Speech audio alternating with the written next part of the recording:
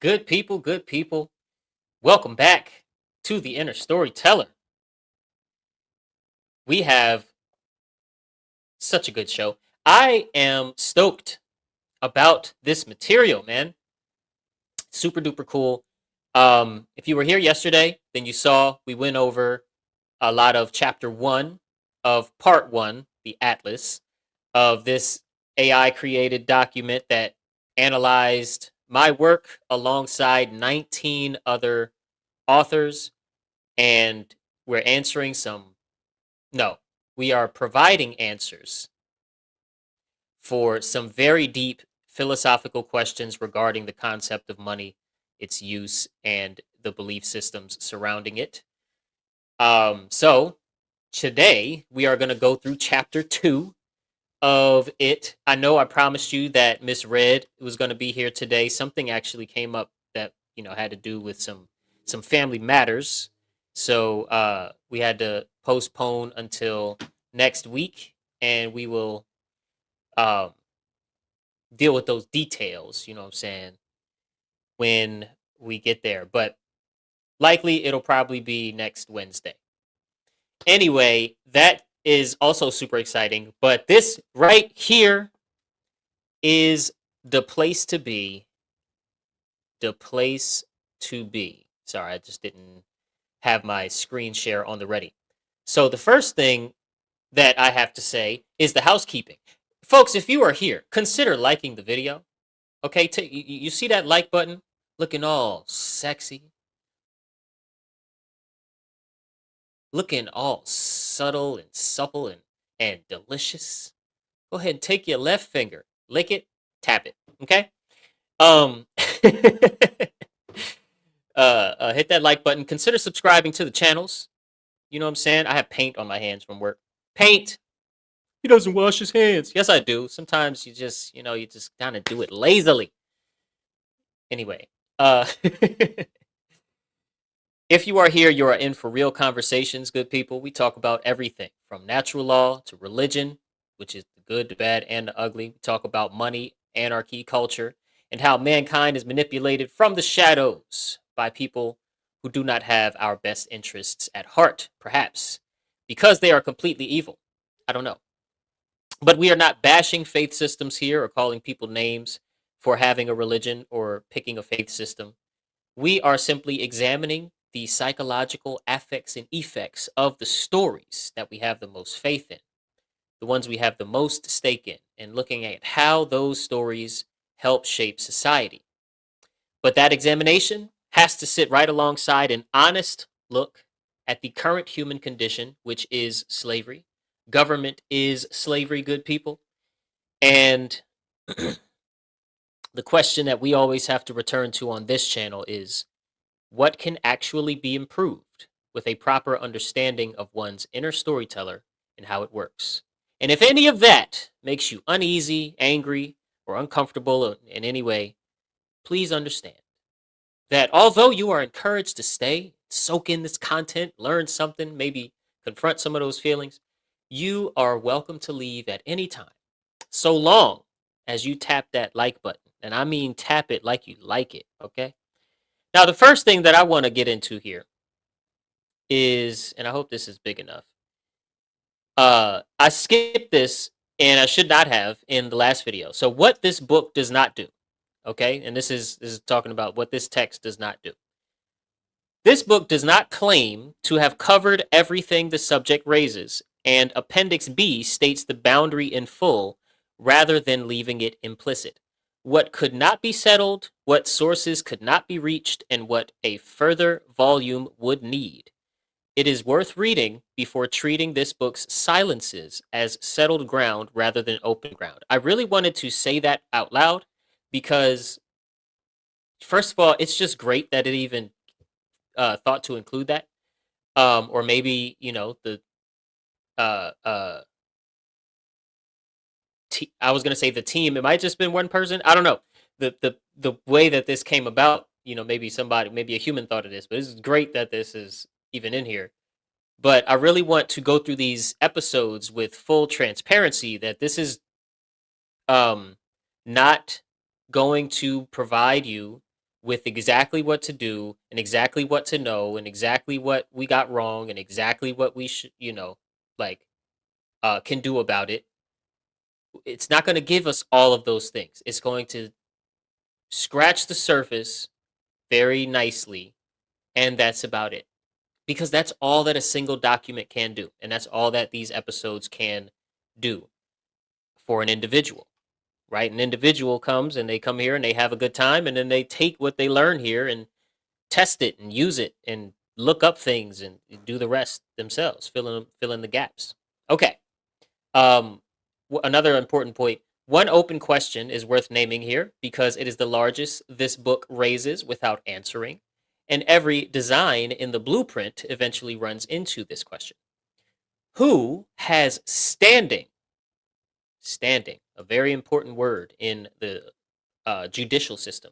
Who has standing to change a running currency's rules once it is already issued and already in people's hands? Who can claim I am worthy of setting the rules straight once the tester currency is already in use and people are buying their eggs with it? I cannot stress how important this question is. Okay, or I cannot overstate how important this question is. Because for me, everybody that argues against my work with um, a technocratic solution, and I don't mean argues like like belligerently. I just mean argues against my work, as far as opinion goes, with a technocratic solution. I'm like, you're not gonna be able to erase the human hand, and whose human hand is worthy, right? He who without sin cast the first stone. Come on, and throw the stone if you have not sinned. Take the stand, take the stage, right? Like who? That's you. You're not talking about a little bit of power when you talk about the rules of money. You're not talking about a little bit of sophistication. You're talking about grand complexity, grand sophistication, hella factors to take into account. All of these things. You're not going to totally erase the human hand, and you can't even really trust the technocratic situation because the humans have to program it and maintain the if bots crash, systems implode. So the human hand will never actually be erased, and who is worthy is a great question. And again, this book says we don't answer this question, right? Oh, got a comment from Nick. Catherine Fitz' first question is always about governance. Okay, because governance is the factor that matters most. Now we're going to go ahead and skip to chapter 2 and get it going. Inspiration from indigenous systems are worth a close look. What do you mean by that? Tell me more. Tell me more, brother. I agree in general, but tell me more. Is this where are we at? Is this the chapter 1 ends and chapter? Oh no, I went too far. Here we go. Sorry, I went to the end of chapter 3 instead of the end of chapter 1. All right, chapter 2. Ah, chapter 2. Chapter 2 is does monetary value exist? Oh, I didn't mean to remove it. There we go. Does monetary value exist? Okay, real quick regarding how they have operated in times gone by to solve similar right monetary and stuff issues. For sure. I mean, obviously village life is very deeply different than what we have here, but yeah, for sure. And that's even if you're just talking about villages. I.e., they're deeply in tune with nature. Absolutely. Does monetary value exist? What does your mind do when you hear such a question? Let me know in the chat. Like when you, if nobody's ever asked you, does this question before? I'm sure this does not come up ever. Why? Because who cares? Who cares if monetary value exists when they will put you in a cage or take your life over debt? Who cares if monetary value actually exists when the stakes are so high that this thing called monetary value is tied to the very food you get to eat every day, the clean water you get to drink every day? Hopefully, drink some water. God damn it. At least some coconut water. I love coconut water. Does monetary value exist? Does not show up in dinner time conversation, in social media conversation, in divide and conquer news network conversation. It doesn't show up because it's easily answered. Everybody already kind of knows the answer. And we're going to go over what that answer may be and what that answer is, in my opinion, which is no, it does not exist. But y'all knew that already. Y'all didn't come here to discover that part. So how do I do it last time? There we go. So let's see what the book that put my work next to 19 other authors has to say about one of the questions that I covered most on this channel.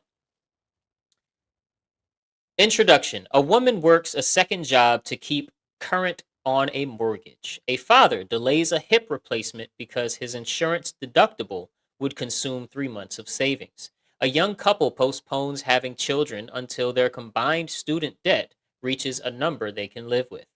None of these people are confused about arithmetic, right? It's not a purely arithmetic question. Does monetary value exist? Real stakes are here, right? They know exactly how many dollars separate them from what they want. They organize years of their lives around narrowing that gap. They tell any of them, quote, monetary value does not exist, end quote. And the claim will sound, at best, willfully blind to the facts of their situation, and at worst, an invitation to stop paying attention to a debt that will be collected whether or not they believe in it. Oh, Sarah's here. Hey, Sarah.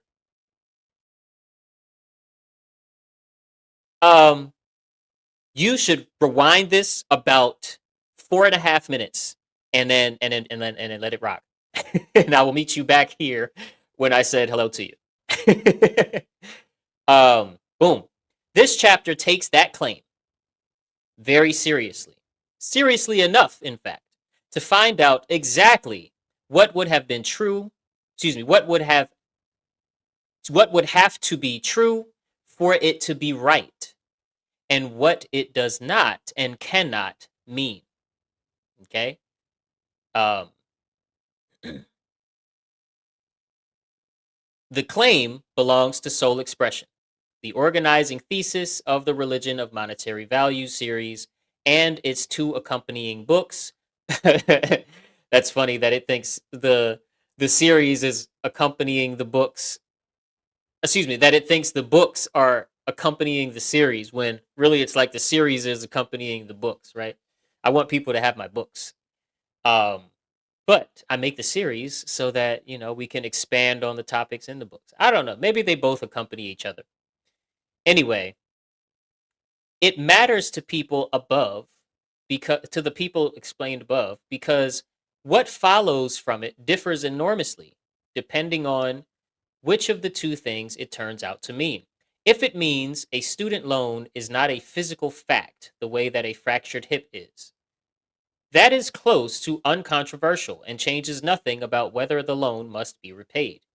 If it means the whole apparatus of monetary compulsion, a number in a ledger commanding someone's labor, health, and years, is sustained entirely by collective participation and could, in principle, be built or unbuilt, that is a claim about the mechanism holding a working life in place, worth getting right, rather than dismissed from either direction. And that, my friends, is a beautiful sentence. Okay? It's basically saying, because I like to, I just like to break things down a little bit as I go. It's basically saying if your argument is that the monetary value is just not a physical thing, like you can't lift up a rock and find monetary value laying there, then that's not even a controversial statement, right? Um, if, sorry, I'm just refreshing my memory here. If, on the other hand, you're more so saying what I do say in the series, that monetary value is, or the apparatus of monetary compulsion, pardon me, because that is a more accurate way to put it. The apparatus of monetary compulsion means you feel like you got to do it. Society is like tugging on you to do something, right? Is sustained entirely by collective participation and could be built and unbuilt. Then that implies a lot of responsibility on the participants, on the congregation, as I call it, of the religion of monetary value. Okay, that's the us that, you know what I'm saying? I just bought lunch today, right? That's, pay for lunch. You can't wait until we all come together and dismantle the monetary system to pay for lunch. You got to eat, right? Let's continue. Let's continue. I hope y'all are having as good a time as I am. Soul Expression has himself corrected the common misreadings of his thesis, and this chapter takes the correction as the target to be examined. A broader target would mean refuting a claim that resembles his own but is not it, and calling the result a refutation. He, he states his actual target directly, correcting the misreading just described. Quote, is what I said in a previous episode. The original lie is that monetary value exists. That value can that value can be looked at the way we look at monetary value. Sorry. The original lie is that monetary value exists. That value, real value, can be looked at the way we look at monetary value. Okay? That those two things can be the same. The way that we use monetary value actually does translate to what we value in life. Okay? And I say that's impossible. Lost my place. I think I'm right around here. That's the original lie in my working on this channel, from my clarification stream. He has, quote, no beef with the concept of currency.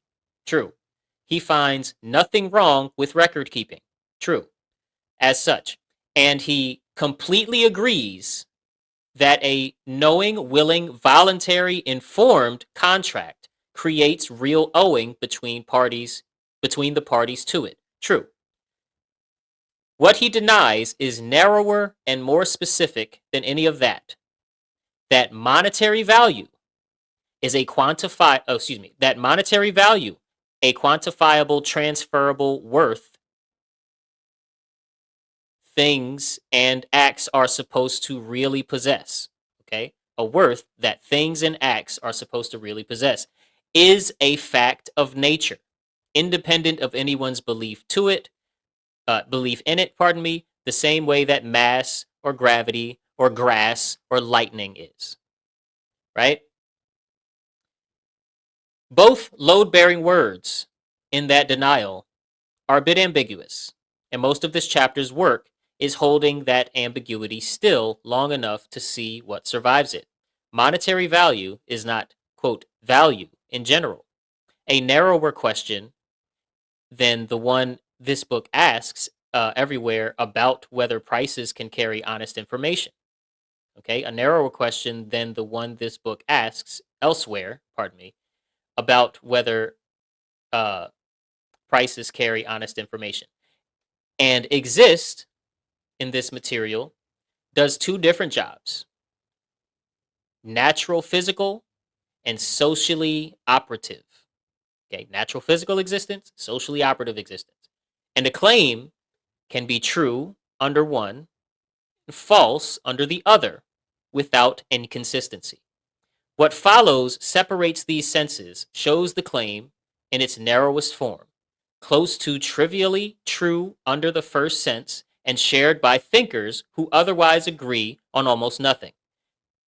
That shows that under the weaker sense, the claim looks false on its face, and then asks whether once monetary value itself splits into two things, a substantive claim survives disambiguation, or the dispute dissolves into people talking past one another.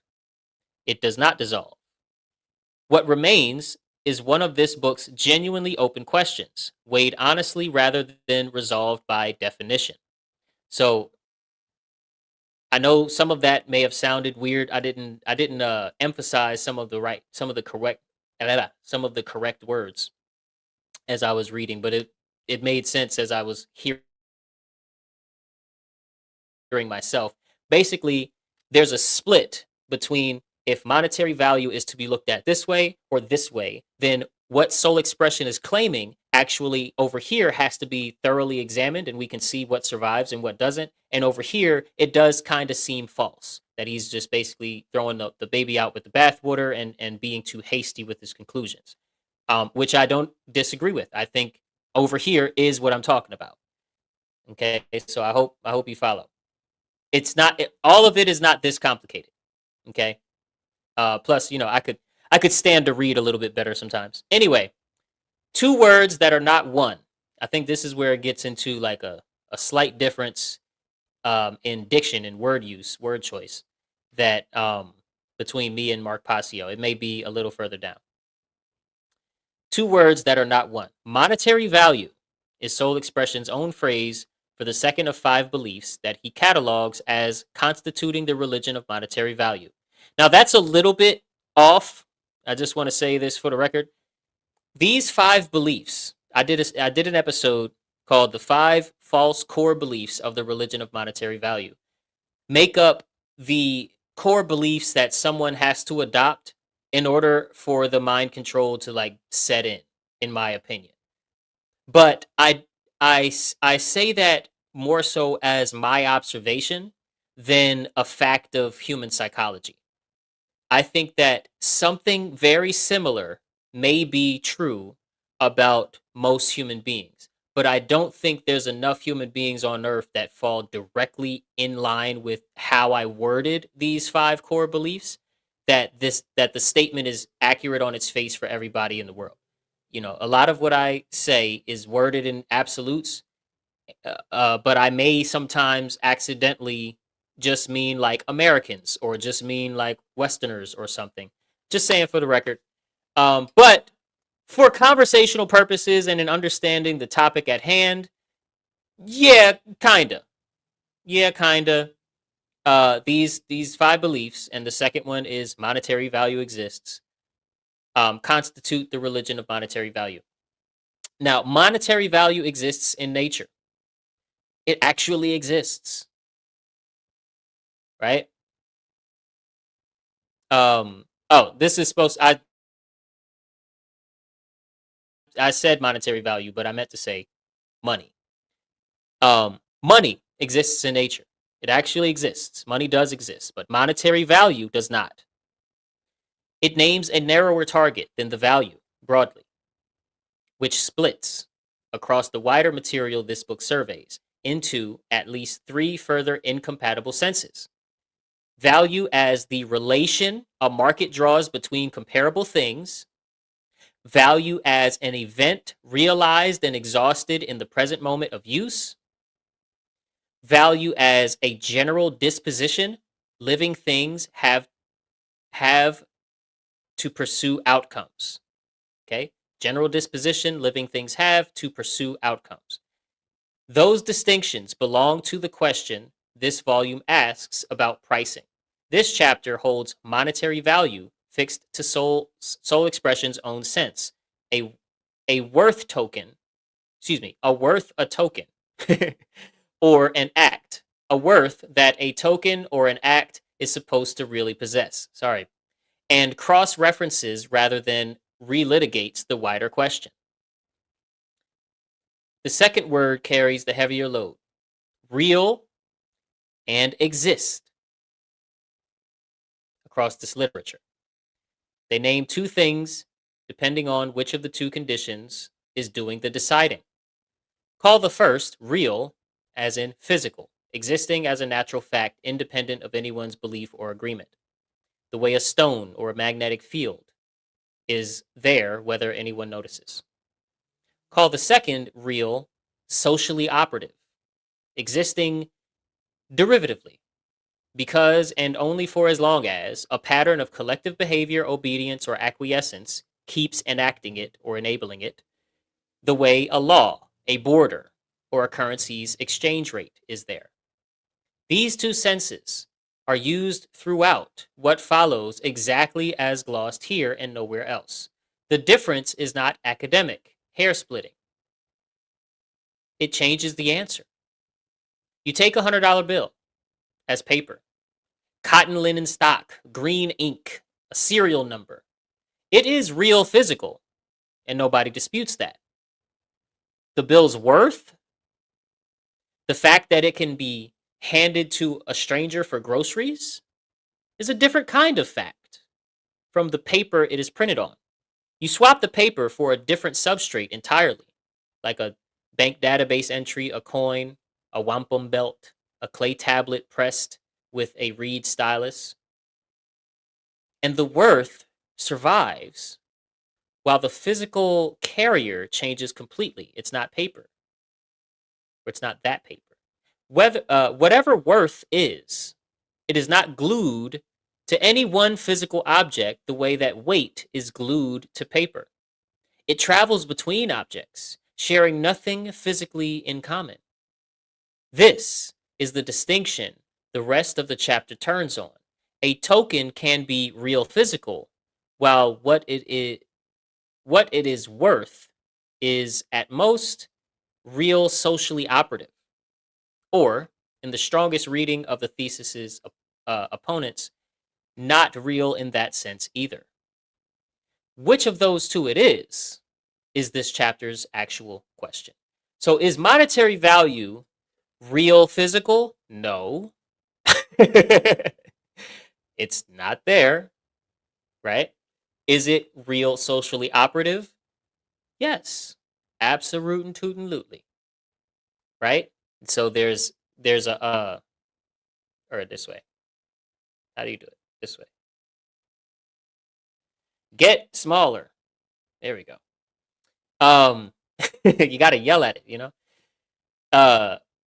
Monetary value is not a fact of nature. There's no such thing, and value does not get priced in nature. Nature does not stagnate even for 2 seconds and then, give a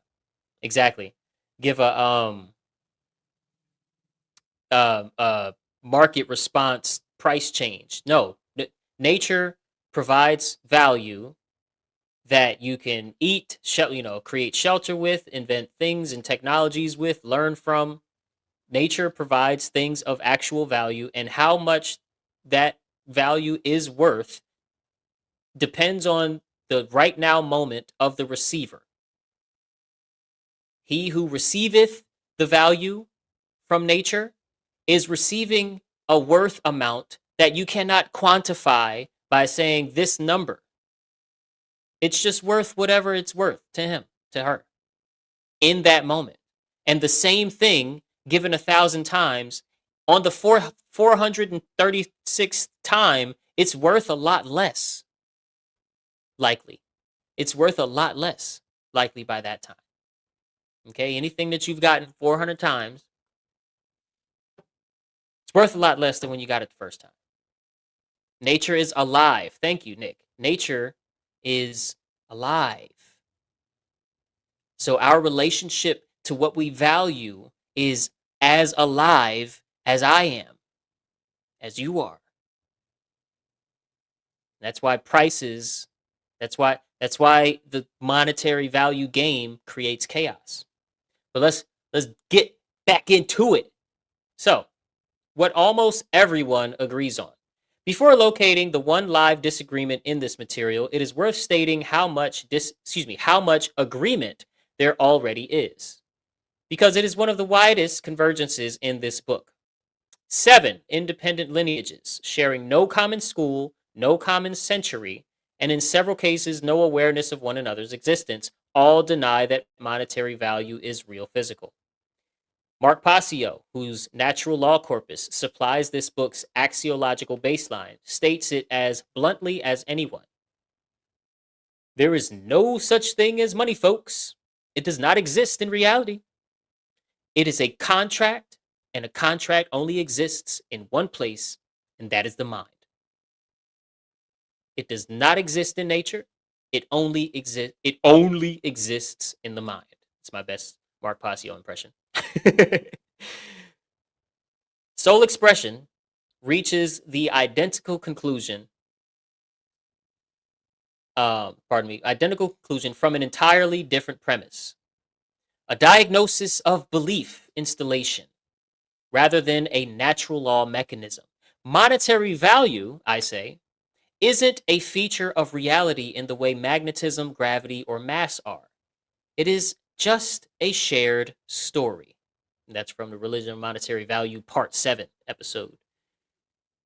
Bernard Lietaire's definition of money, as characterized in 2 independent reviews of The Future of Money, places money's genus in agreement rather than substance. He says it's an agreement within a community to use something as a medium of exchange. George Monbiot, I'm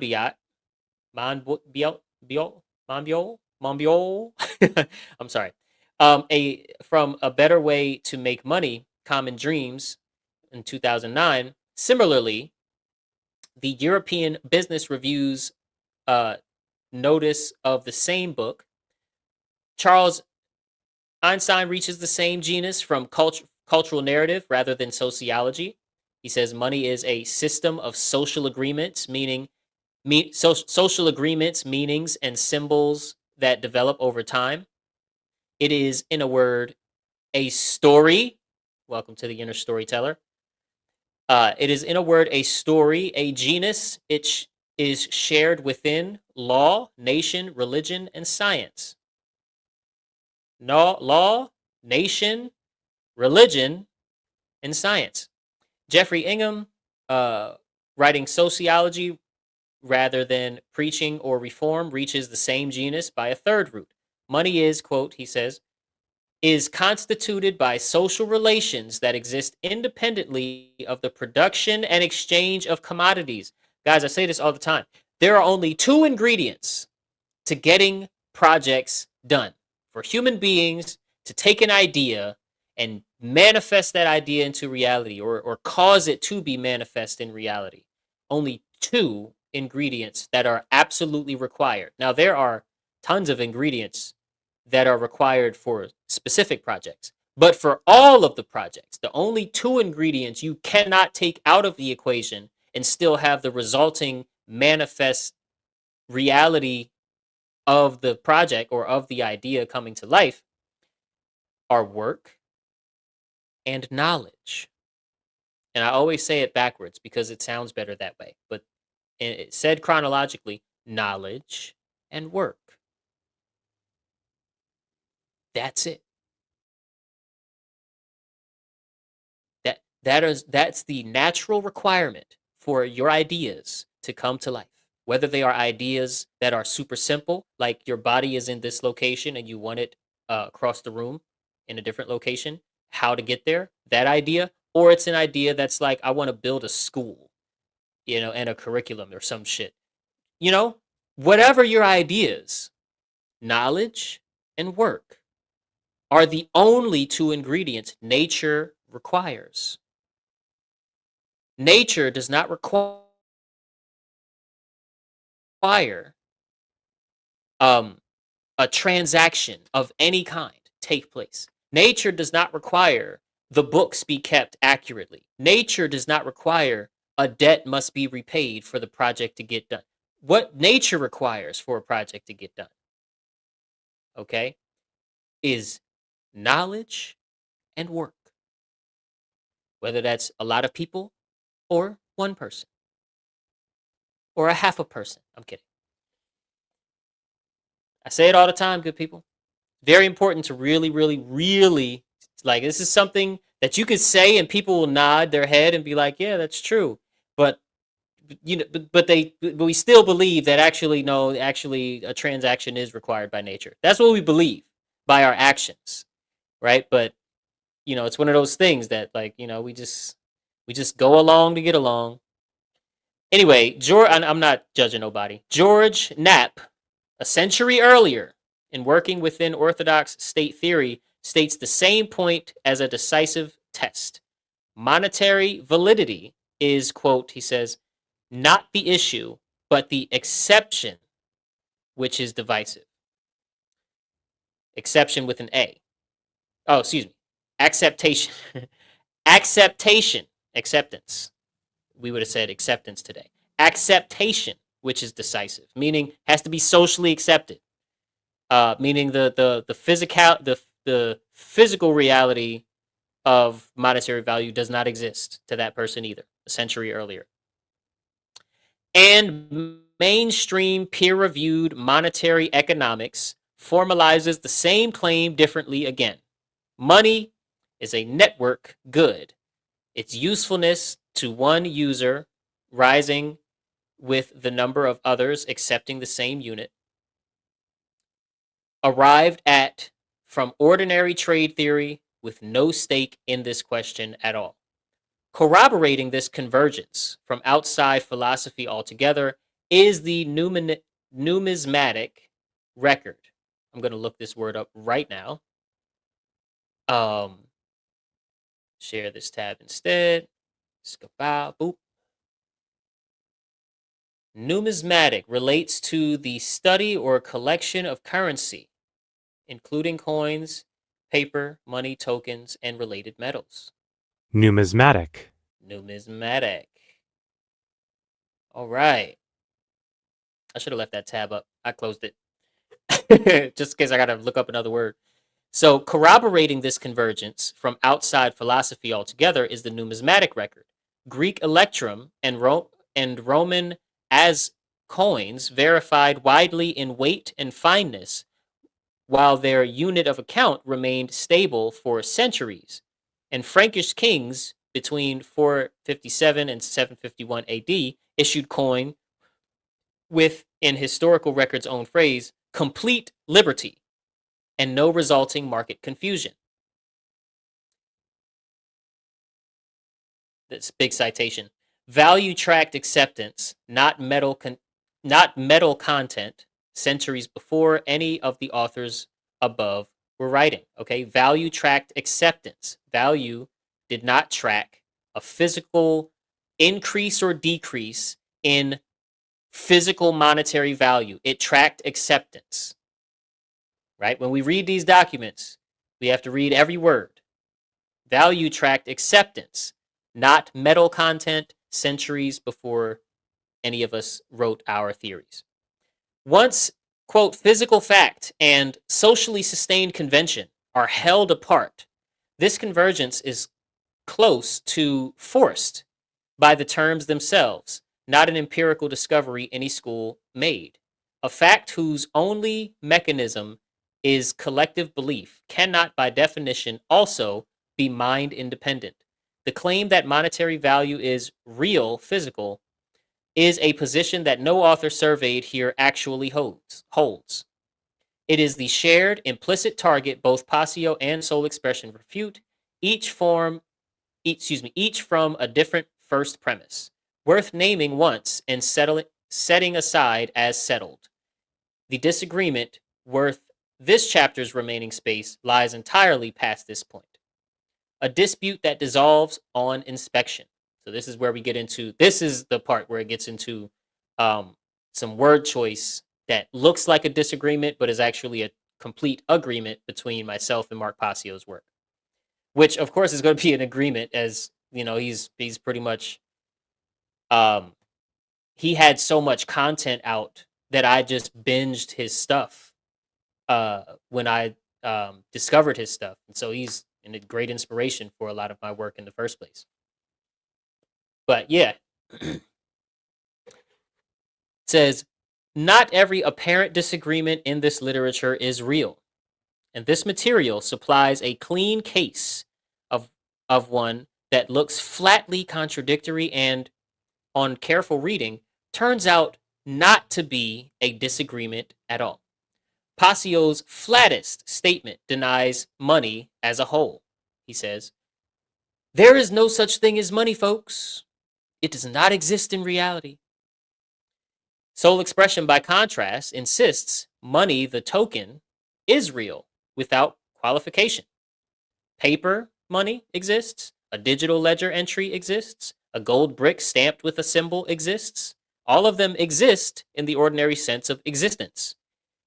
What he denies is the value the token is supposed to carry. Read as claims about the same thing, these flatly contradict each other. But read Passio's supporting argument rather than just the headline sentence, and the contradiction completely disappears. His case never turns on the on the paper's physical non-existence. It turns entirely on the belief dependence. Quote, he says, Mark Passio says, "The only thing that imbues it with its power is belief."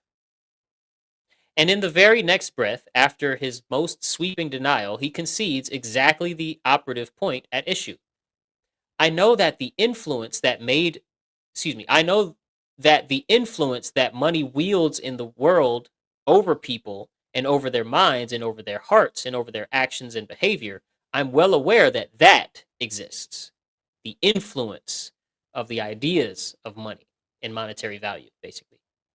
His examples are always about the imbued belief, never about the physical existence of the thing. So map this way, Passio's money, Soul Expression's money, Passio's money into imbued belief-dependent worth, Soul Expression's money into the physical or digital token. The apparent contradiction turns out to be we're just agreeing with each other. The dispute that does not dissolve is also very important, though. And then I think we're going to close out with, let me see, reified property or sustained relation. Oh, actually, no, we got to read that too. So let's just keep going, guys. Let's just keep it moving. I'm having fun. You're having fun. That's why you're here. The dispute that does not dissolve. One disagreement that this material does not dissolve this way, and it is the one this chapter exists to weigh rather than explain away. Soul Expression's two books restate their central claims many times across 20,000 combined lines. This chapter cites each pillar claim once at its clearest statement, on the understanding that the repetitions restate rather than extending it. The inner storyteller gives an account of how illegitimate power actually operates. I am very excited. I remember this. Okay. Of an unaccountable elite's authority. Soul Expression writes, I say real only because our obedience temporarily makes it real. They have no power without acquiescence, consent, or authorization. An explicit affirmative grant of real, as in socially operative, status to a social fact whose entire casual power runs on nothing but collective enactment. Okay, so keep that in mind. I claim in some of my material, I believe this was an episode.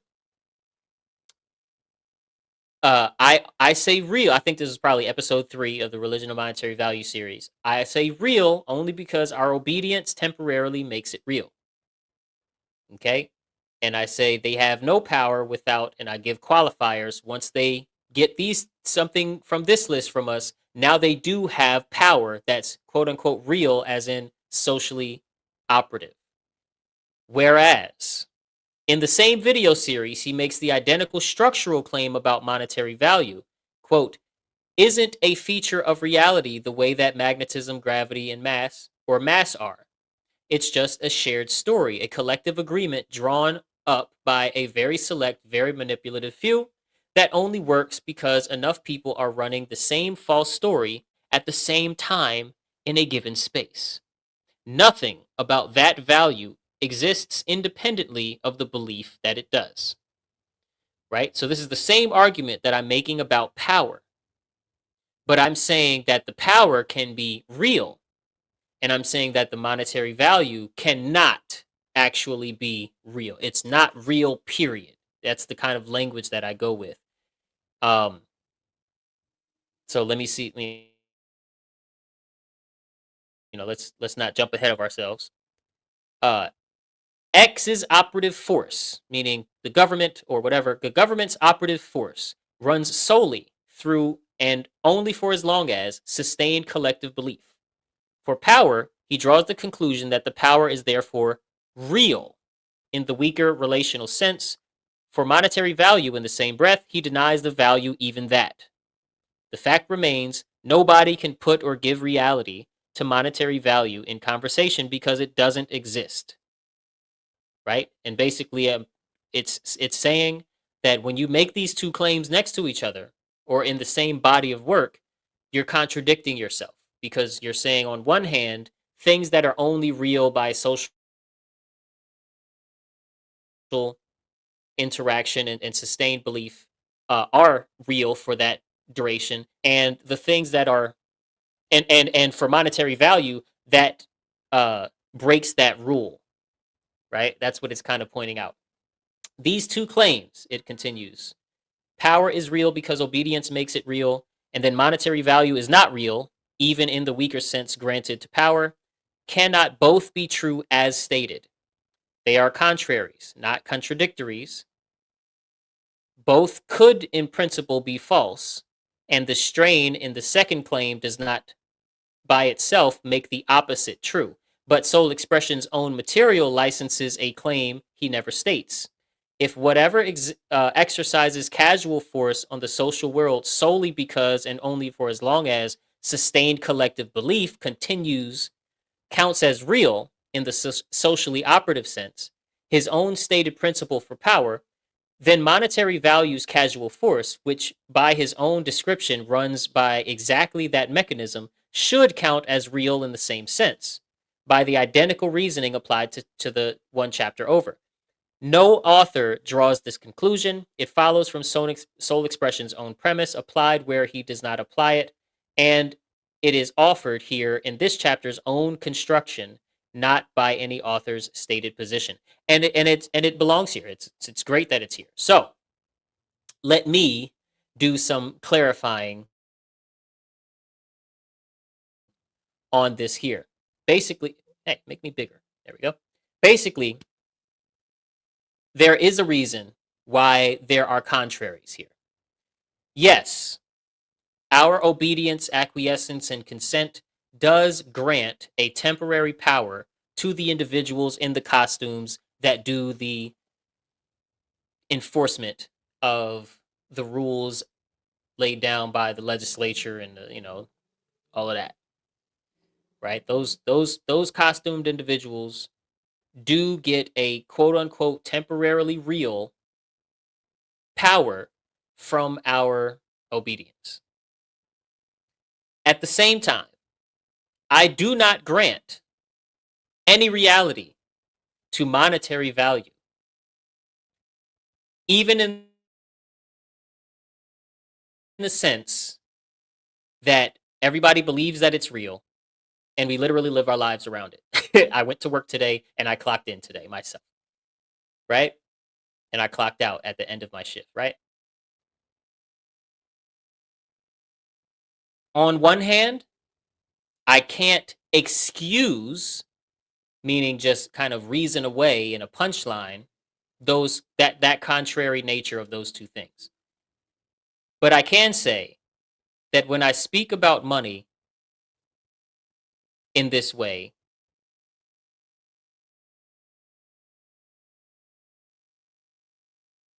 my intuitive answer to this question, to this dichotomy, well, how can the power be real and the monetary value not fit the same logic? I would say that before it's that the monetary value is real in my mind, It's that the power is actually just as false as the monetary value. And my mistake is in granting reality to the power piece, right? Because the way that I would look at it, if I was to take that a step further, is the actual power that I was previously saying is going to the so-called authority figures is actually remaining with the obedient party, because it's the obedient party that holds the keys to making the so-called power not work anymore. As soon as you shut that off, even if you're in chains at the point that you shut it off, if you shut it off, they don't have your mind anymore. They don't have the actual thing that they were controlling, which is the mind, right? So a way, and I'm not trying to run away from the question, but a way to reconcile it is to go, okay, well, if one of them basically has to go for the sake of logic, I would say it's the granting of the power to the authority. And to fix that, basically say that the power actually remains with the obedient person who doesn't exercise said power in the way that we would think is going to happen if we say the phrase exercise that power, right? They do exercise the power. It's that they exercise their power to create um, power in their abuser, or in their oppressor, or in the one that they believe has vested authority somehow. So I'll put it like that, and I'm not, again, running from the question. I think these things are very fun for me as a philosopher to get into. Well, these two things can't be true at once. How to reconcile this. But also, it is a very, in the grand scheme, small fry, right? It's a small fish, because at the end of the day, it's a little more preachy to say monetary value doesn't exist. We have to talk about it like this, right? We got to be dead only true about the monetary value existence not being real. And with the power and stuff like that, we can give a little leeway because people's kids are taken from, by these law enforcement people. And it's just such a hard thing to talk about that we have to be a little more open, blah blah blah. But when you're pressed for the logic, at least my answer so far in my unfinished research, I would say granting the reality, the temporary reality, to the power and the authority was the mistake, not um, denying the reality of monetary values, denying the reality of monetary value. All right, I hope that cleared that up. And um, there's two kind of giant sections before we get to the what's resolved and what's not section. But I know we're at an hour, and I really don't want to keep reading past an hour, so I'm gonna cut this off right here, and where we are, just so you guys can see it, is this reified property or sustained relation section. So we're gonna come back to that starting point in tomorrow's episode. What's tomorrow? What's tomorrow? Friday? No, tomorrow we got Aaron. Aaron's coming through. Um, and maybe, I don't know, maybe we'll read it with him, but I doubt it, because that's a little weird. Um, look out for that episode. Please like the video, share this video, subscribe to the channels. Um, if you're a part of, any sort of effort to really dive into exiting this system and building something new, holla at your boy. Hit the Linktree that you can see on the screen. And other than that, love y'all. The long way, short way. I will see you all tomorrow. Peace and love always in all ways.